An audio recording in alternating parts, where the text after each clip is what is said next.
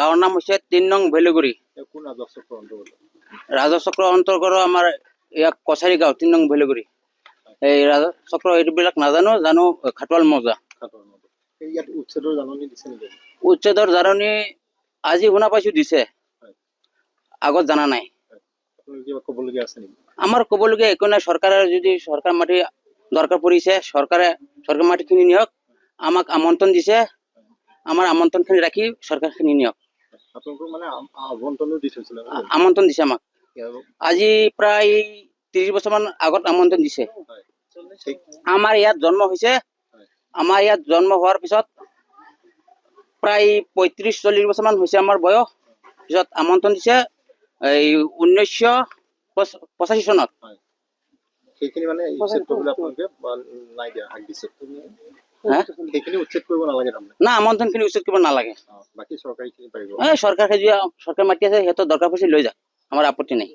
আমন্ত্ৰণ দিয়া মাটি কিমান মান পৰিয়াল আছে আপোনালোকৰ? আমাৰ ইয়াত আমন্ত্ৰণ মাটি দিয়া অনুমানিক ১৭০-৮০ মান আছে। ১৭০ ঘৰ মান আছে? ৭০-৮০ মান আছে। বাকী চৰকাৰী ভূমিত কিমান ঘৰ আছে? ৭০-৮০ মান আছে। সেইখিনি উচ্ছেদ কৰিলে আপোনালোকৰ অসুবিধা হ'ব? নাই, অসুবিধা নাই আমাৰ। আদৰণি জনাব? আদৰণি জনাম। ১ নম্বৰ কথা আৰু এটা কথা হ'ল, আমাৰ যিখিনি উচ্ছেদ কৰিব ডকুমেণ্টছ বিলাক যি আছে চাই লওক, চব তথ্যবিলাক চাই পেলাই উচ্ছেদ কৰক, আপত্তি নাই। তাত চৰকাৰী মাটি বহি আছে, মানুহ ডকুমেণ্টছ আছে, ইয়াতে এনেই বহি থকা নাই। ইয়াত চৰকাৰী মাটি ৬০০ বিঘা মান আছে। টোটেল ৬০০ বিঘা মান মাটি আছে। ইয়াত আমন্ত্ৰণ আছে, ইয়াত পৰু ফাৰ্ম আছে, গোটেইকেইটা ইয়াত মিলিকিৰি আছে। আৰু নাম মোহাম্মদ নাজিবুৰ ৰহমান, গাঁওখনৰ নাম হ'ল বেলুগুৰি। ইয়াত উচ্ছেদৰ জাননী আজি শুনা পাইছো, উচ্ছেদ হ'ব বুলি। আৰু নিউজত গম পাইছো, মানে ৰাতিপুৱা মানুহ আহিছিলে। আমি ধানৰ মাটিখিনি থাকো। আজি আপোনাৰ ১৯৭৬ চনত ধানত মাটিখিনি যে আমাক চমজাই দিছিলে, দেউতা থাকোতে, সেইটো ভগৱতী আই থান। আমাক চমজাই দিছে যে চোৱা চিতা কৰিবৰ কাৰণে। আমি চোৱা চিতা কৰি আছো, ইয়াত কোনো বেদখল হোৱা নাই। আজি ১ বছৰ আগত এবাৰ আলোচনা হৈছিলে বেদখল হ'ব বুলি। পিছত আমি ডিচিৰ ওচৰত গৈ কমপ্লেইন জনাইছো যে কমিটি মানুহ আহি, থানাৰ মানুহ গৈ কমপ্লেইন জনাইছে যে আমাৰ মাটিখিনি ঠিকেই আছে, উচ্ছেদ হ'ব নালাগে। আৰু যিজন মানুহক দিছে সেই এজন মানুহে ৰাখি আছে, চোৱা চিতা কৰি আছে। এই মাটিখিনি আমি খেতি বাতি কৰি টাউনখন চলাই আছো। ইয়াত কোনো বেলেগ মানুহ নাই, মাটিখিনি ঠিকে আছে।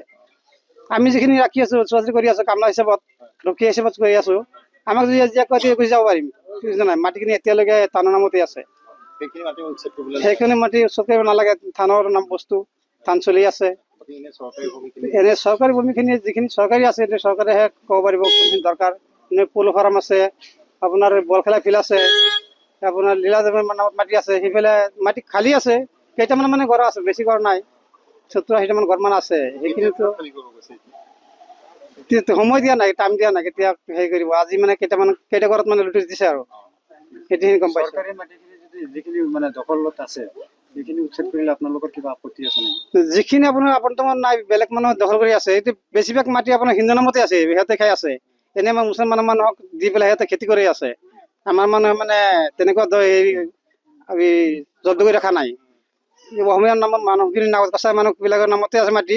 সিহঁতে বাকী যদি দিছে, আমাৰ মানুহে কৰিছে। মানে এনেকুৱা কোনো হেৰি জোৰ জবৰদস্তি ৰখা নাই। সেইখিনি উচ্ছেদ কৰিলে আমাৰ অসুবিধা নাই। নাই, এইখিনি দিয়া নাই, আবেদনখিনি দিয়া নাই। আৰু আমাৰ ধানৰ মাটিৰ বিষয়ে মই কৈছো, ধানৰ আবণ্টন দিছে আপোনাৰ ১৯৭৬ চনত।